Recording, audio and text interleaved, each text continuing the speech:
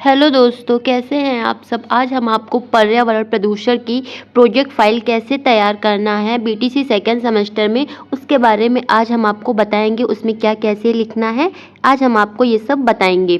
सबसे पहले दोस्तों आप अपने संस्थान का नाम लिख लेंगे, जो आपका सेक्शन है वो आप सेक्शन लिख लेंगे, अपना सेमेस्टर लिख लेंगे, फिर आप अपना नाम, रोल नंबर, सेक्शन ये सब लिख लेंगे।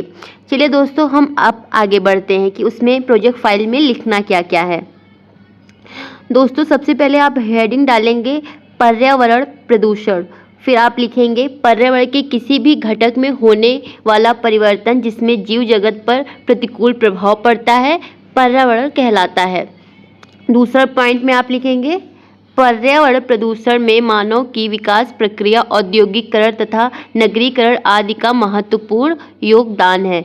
फिर लिखेंगे दोस्तों पर्यावरणीय घटकों के आधार पर पर्यावरणीय प्रदूषणों को भी ध्वनि, जल, वायु एवं मृदा प्रदूषण आदि में बांटा जाता है। दोस्तों हमें इसमें बताया गया है कि जो प्रदूषण है वो कितने प्रकार से अलग अलग तरीके से प्रदूषण होता है। अब हम आगे चलते हैं। सभी जीव अपनी वृद्धि एवं विकास तथा अपने जीवन चक्र को चलाने के लिए संतुलित पर्यावरण पर निर्भर करते हैं।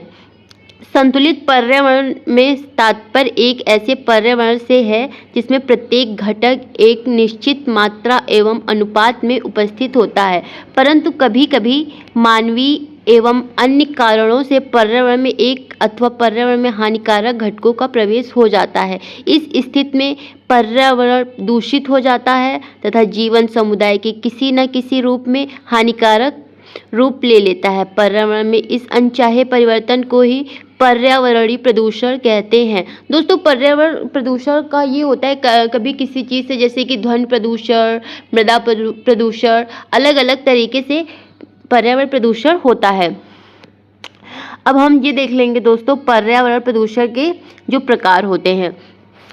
पर्यावरणीय घटकों के आधार पर पर्यावरण प्रदूषण को भी मृदा, वायु, जल एवं ध्वनि प्रदूषण आदि में बांटा गया है। दोस्तों ये इम्पोर्टेंट है।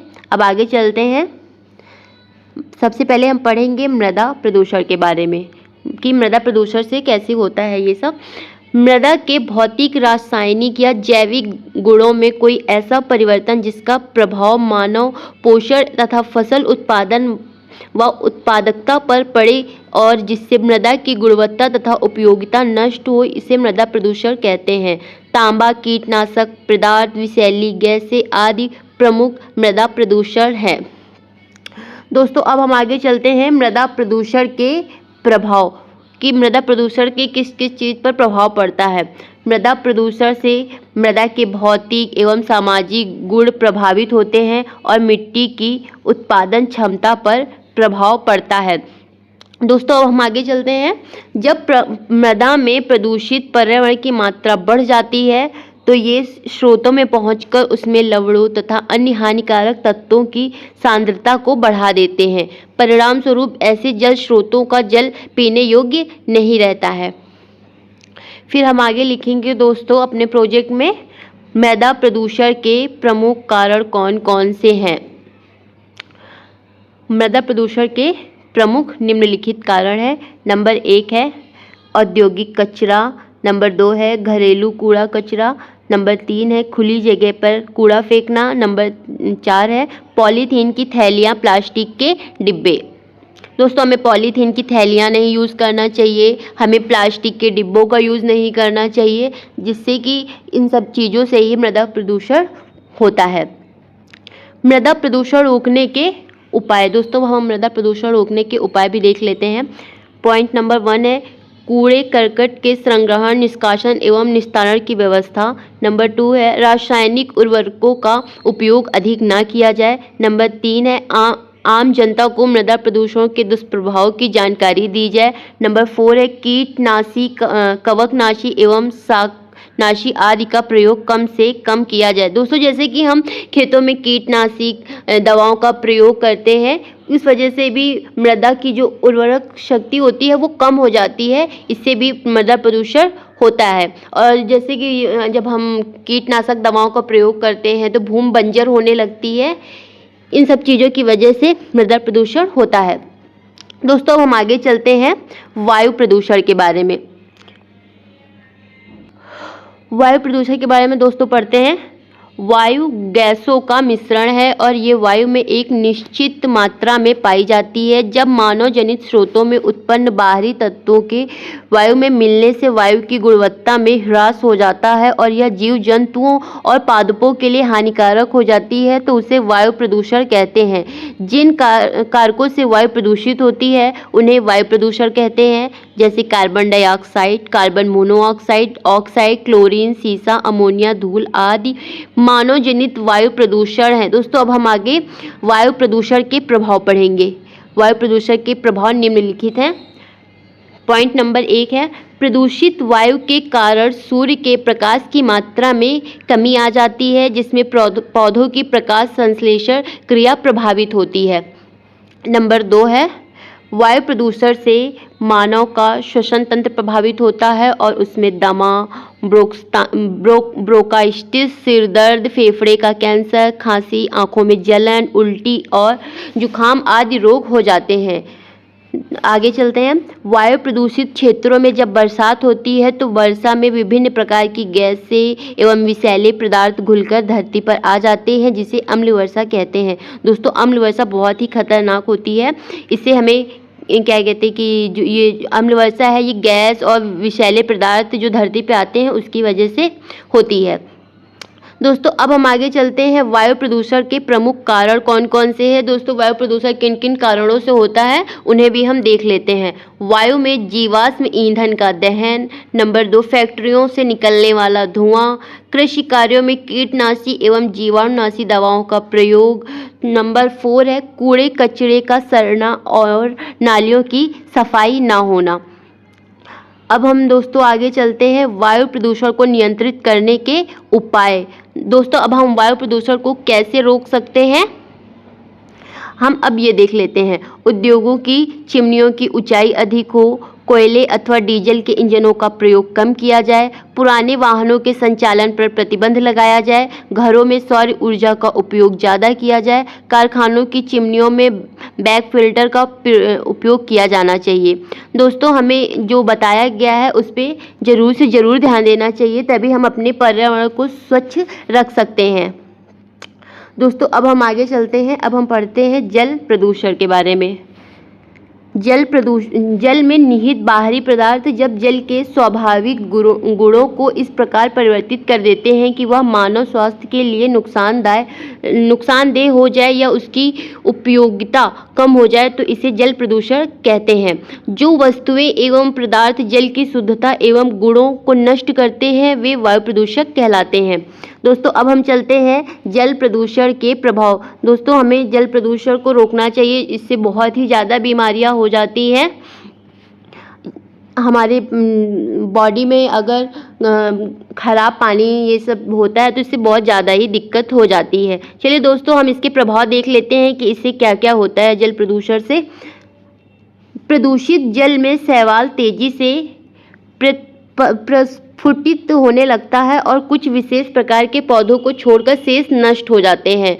आगे चलते हैं। दूषित जल से मानव में पोलियो, हैजा, पेचिस, पीलिया, मियादी बुखार, वायरल फीवर आदि बीमारियां फैलती हैं। दोस्तों जल प्रदूषण से हैजा हो जाता है, पेचिस हो जाती है, पीलिया, मियादी बुखार आदि ये सब रोग हो जाते हैं। इसीलिए हमें स्वच्छ साफ जल पीना चाहिए।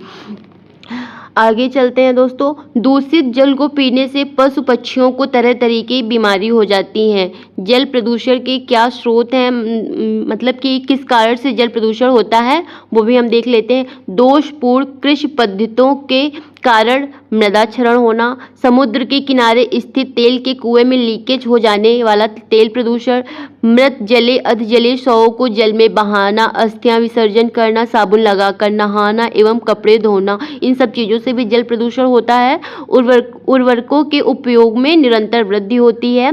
उद्योगों आदि द्वारा भारी मात्रा में अपशिष्ट पदार्थ जल स्रोतों तथा नदियों एवं जलाशयों में बहाया जाना।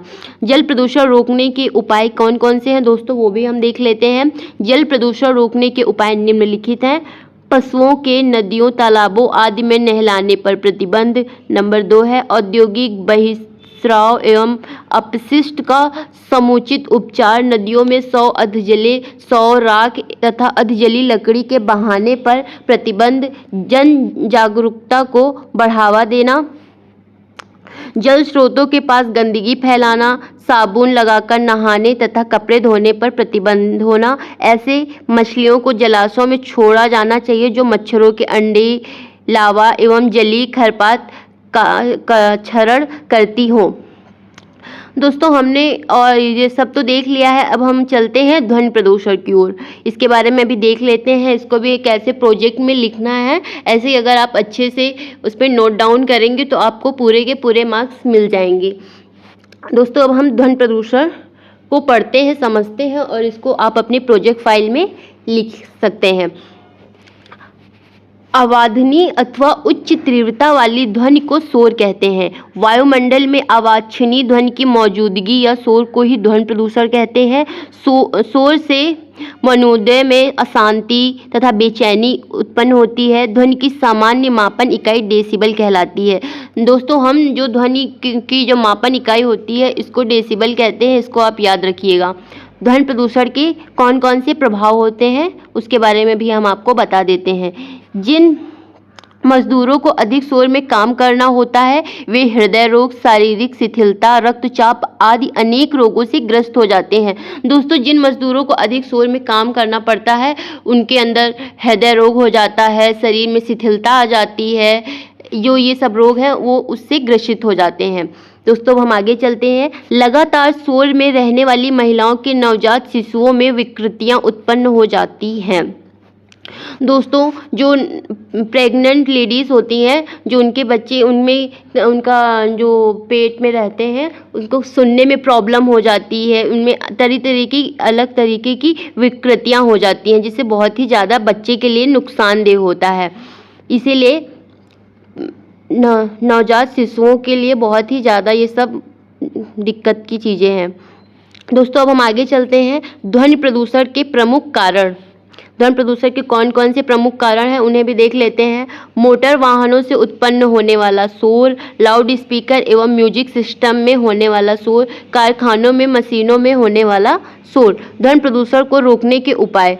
अधिक शोर उत्पन्न करने वाले वाहनों पर प्रतिबंध, बैंड बाजों, लाउड स्पीकरों एवं नारेबाजियों पर उचित प्रतिबंध लगाया जाना चाहिए। वाहनों के साइलेंसरों की समय समय पर जांच होनी चाहिए। उद्योगों को शटरी तथा आवासीय बस्तियों से बाहर स्थापित करना चाहिए। और लास्ट है, उद्योगों के श्रमिक को कपिलबल तथा कड़बंधक प्रदान करना चाहिए। कड़प्लग अथवा कड़बंधक प्रदान करना चाहिए। जो उद्योग के श्रमिक होते हैं उनको कड़प्लग अथवा कड़बंधक प्रदान करना चाहिए। दोस्तों हम ऐसे ही सेकेंड सेमेस्टर में पर्यावरण प्रदूषण के बारे में ऐसे ही नोट डाउन करेंगे, आपको पूरे के पूरे मार्क्स मिल जाएंगे। अब आपको जब मेरा वीडियो पसंद आया हो तो लाइक, कमेंट, शेयर और सब्सक्राइब जरूर कीजिएगा और हमें आप कमेंट में बताइएगा। धन्यवाद।